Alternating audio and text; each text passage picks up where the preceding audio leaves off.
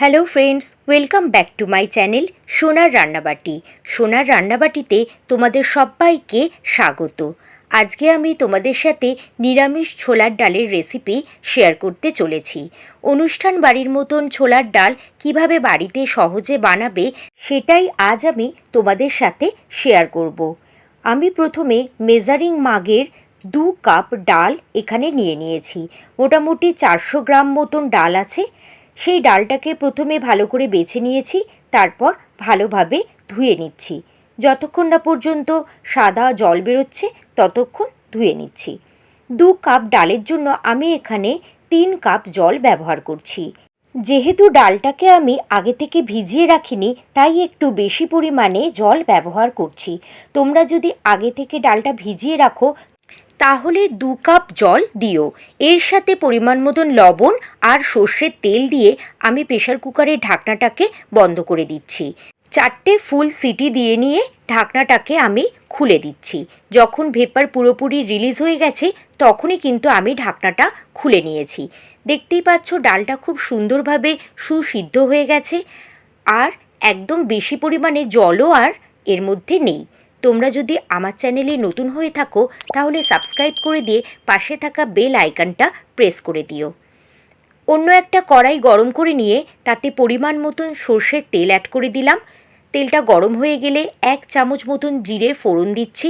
জিরেটা যখন একটু ফ্লেভার বেরোচ্ছে তখন 2টো তেজপাতা ছিঁড়ে অ্যাড করছি, আর 3-4টে শুকনো লঙ্কাকে একটু ফাটিয়ে নিয়ে অ্যাড করছি। 1 চামচ হিং ফোড়ন হিসাবে দিচ্ছি। যখন ফ্লেভারটা বেরোচ্ছে তখনই একটু কষিয়ে নিচ্ছি। গ্যাসের ফ্লেমটাকে সিমে রেখে এখানে আদা বাটা ব্যবহার করছি। আদাটাকে একটু কষিয়ে নেব যাতে না কাঁচা গন্ধটা থেকে যায়। আদাটাকে কষানোর সময় গ্যাসের ফ্লেমটাকে অবশ্যই সিমে রেখে দিতে হবে। আদাটা কিন্তু এই সময় ছিটকে গায়ে আসতে পারে, সেই জন্য গ্যাসের ফ্লেমটাকে অবশ্যই সিমে রাখবেন। তারপরে একটা গোটা টমেটোকে কুচো করে নিয়েছিলাম। সম্পূর্ণ টমেটোটাকে কড়াইয়ের মধ্যে দিয়ে আবার কষিয়ে নেব। টমেটোটা কিন্তু ভালোভাবে গলে যেতে হবে, সেই জন্য একটু সময় নিয়ে টমেটোটাকে ভেজে নিচ্ছি। কখনো গ্যাসের ফ্লেমটা জোরে দিচ্ছি, আবার কখনো কমাচ্ছি। এইভাবে টমেটোটাকে ভালো করে কষিয়ে নিচ্ছি। টমেটোটা ভাজা ভাজা হয়ে এলে 1 চামচ লবণ দিচ্ছি। মাথায় রাখতে হবে ডাল সিদ্ধ করার সময়তে কিন্তু লবণ ব্যবহার করেছি। 1 চামচ হলুদ গুঁড়ো দিচ্ছি। তারপর একটু কষিয়ে নিচ্ছি আবার। টমেটোটা কিন্তু আস্তে আস্তে গলে আসছে। তারপর এখানে 1 চামচ জিরে গুঁড়ো দিচ্ছি, আর 1 চামচ ধনে গুঁড়ো দিচ্ছি, আর স্বাদ মতন লঙ্কার গুঁড়ো দিচ্ছি। লঙ্কার গুঁড়ো যারা অ্যাভয়েড করতে চান তারা অবশ্যই অ্যাভয়েড করে নেবেন।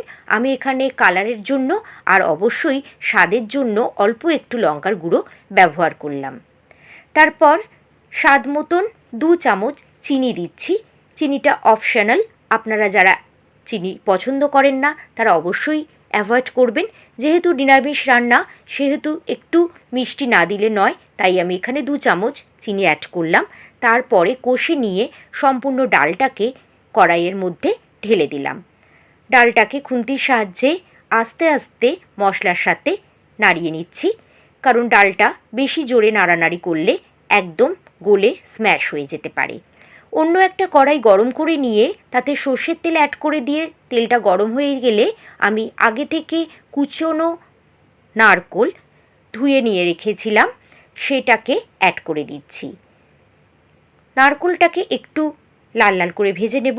ছোলার ডালের মধ্যে নারকোল দিলে ছোলার ডালের স্বাদটা কিন্তু অপূর্ব আসে।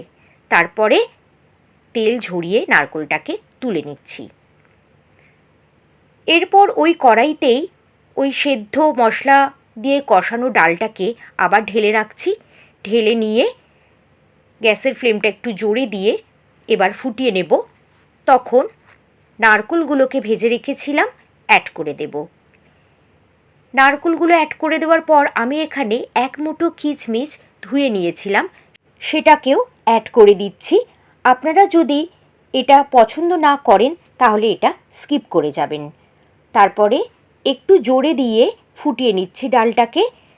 মিনিট 5 ফুটিয়ে নেওয়ার পর 10 মিনিট স্ট্যান্ডিং টাইমে রেখে আমি সার্ভিং বলে এটাকে সার্ভ করে দিচ্ছি। দেখতেই পাচ্ছেন ডালটা বসে বেশ ঘন মতন হয়ে এসছে। এই টেক্সচারটাতেই খেতে বেশি ভালো লাগে। তাহলে কত সহজে নিরামিষ ছোলার ডাল রান্না করা হয়ে গেল। যদি ভালো লাগে তাহলে অবশ্যই কমেন্ট করবেন আর লাইক দিয়ে আমার পাশে থাকবেন। আপনাদের একটা লাইক আমাকে অনেক দূর এগিয়ে নিয়ে যেতে সাহায্য করে। আর যদি নতুন বন্ধু হয়ে থাকেন তবে অবশ্যই সাবস্ক্রাইব করার অনুরোধ রইল। নমস্কার।